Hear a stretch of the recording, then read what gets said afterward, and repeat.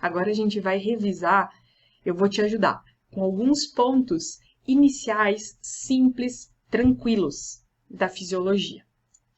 Quando a gente fala da vitamina D, aqui nesse esquema tem o começo da representação do metabolismo da vitamina D. O metabolismo da vitamina D sempre vai ser muito importante, porque a vitamina D é a chave para a absorção intestinal do cálcio. Então, nós precisamos entender como que ela funciona, porque ela é uma peça-chave. Tudo começa com o 7-dihidrocolesterol na pele. E a vitamina D, de um jeito muito simples, ela tem duas etapas que ela precisa passar para sua ativação, para fazer todas as ações que ela precisa. A primeira etapa é a primeira, assim, a prévia da ativação, é a hidroxilação hepática. E a segunda forma, a segunda etapa da ativação da vitamina D é a hidroxilação renal. Quem faz a parte hepática é a 25-alfa-hidroxilase. Então, essa enzima que é responsável pela primeira hidroxilação da vitamina D. O que é o processo de hidroxilação da vitamina D? Pensa que é o processo de ativação dela. A vitamina D ela precisa de duas grandes etapas para ser ativada. A primeira no fígado e a segunda no rim. Quem é a responsável? A enzima responsável pela ativação efetiva da vitamina D é a 1,25-alfa-hidroxilase renal. Então, essa aqui eu coloco dos bonequinhos porque acho que fica tão mais fácil de entender, assim, eles são todos felizes, então dá uma coisa legal para a gente aprender a vitamina D. A 1,25-alfa-hidroxilase é a peça-chave para a ativação final da vitamina D. Por que nós temos que entender isso? Porque a minha vitamina D ativa e eficaz, ela vai fazer a absorção intestinal do cálcio, que é importantíssimo para a minha mineralização óssea. Essa ativação renal da vitamina D acontece por vários motivos. E aí a gente já começa a discutir os outros elementos da fisiologia que são importantes quando a gente fala de raquitismo e de osteomalácia. Lembra que eu falei que existem duas coisas importantes no raquitismo e na osteomalácia que a gente precisava entender?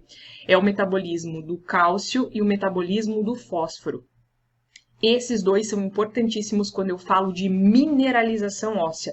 Eu estou avaliando toda essa cascata de fisiologia com os olhos de quem está buscando entender a mineralização óssea. Então, aqui eu já sei que a vitamina D ela passa por processos de ativação. Primeiro, a hidroxilação hepática, depois a hidroxilação renal, que é a partezinha que vai ativar de fato a minha vitamina D.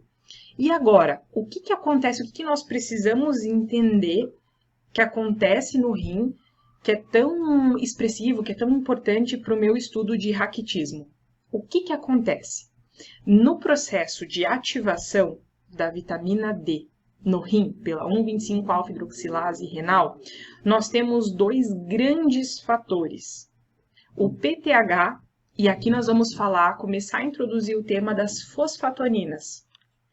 Por que o PTH ele é tão importante? O PTH é o hormônio dos ossos.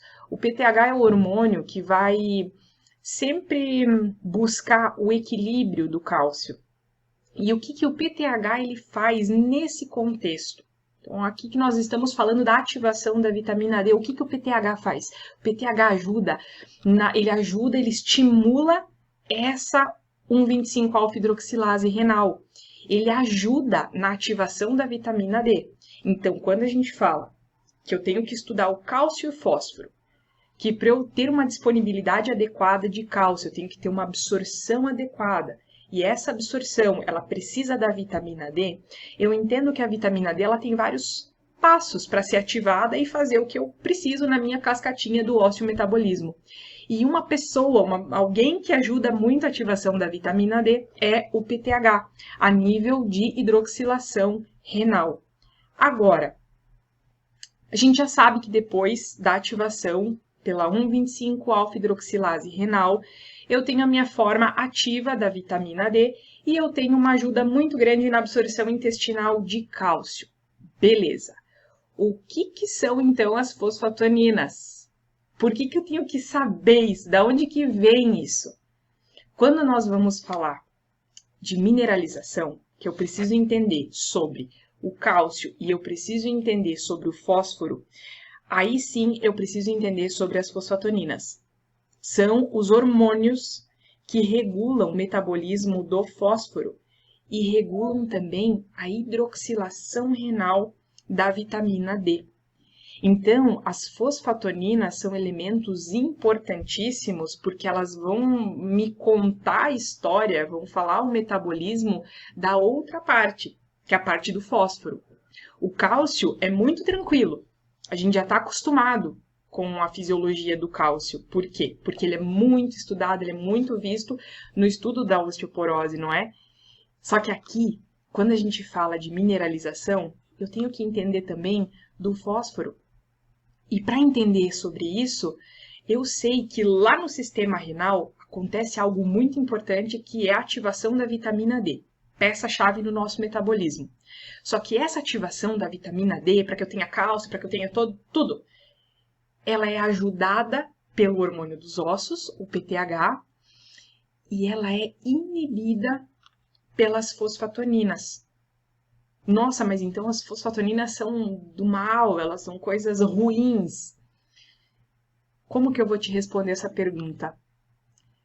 Hormônio é equilíbrio. Hormônio sempre vai ser equilíbrio. Então, nós não podemos ter coisas nem de mais e nem de menos. E isso inclui todos os eixos, toda a parte fisiopatológica hormonal. E aqui, da mesma forma, eu não posso ter cálcio em excesso, eu não posso ter falta. Eu não posso ter fósforo em excesso, nem fósforo em falta. Eu tenho que equilibrar tudo isso. E qual que é a maneira de equilibrar? Do mesmo jeito que eu tenho o PTH, que ele estimula a 1,25-alfa-hidroxilase renal, do mesmo jeito que eu tenho um PTH que ajuda na ativação da minha vitamina D, eu tenho um elemento que me ajuda a controlar isso, um elemento que olha para o fósforo, que são as fosfatoninas. São hormônios importantíssimos que cuidam, que regulam o fósforo. Eles são fosfatúricos. Então, quando nós falamos do metabolismo do fósforo, da onde que vem o fósforo? Como que a gente mantém os nossos níveis de fósforo? Então, agora vamos falar do fósforo. O fósforo, os níveis dele, eles vêm pela reabsorção desse fósforo que acontece nos rins e no intestino. A grande responsável pela reabsorção do fósforo é um transportador que chama NPT2. O NPT2 é um transportador responsável pela reabsorção do fósforo, presente nos rins e no intestino.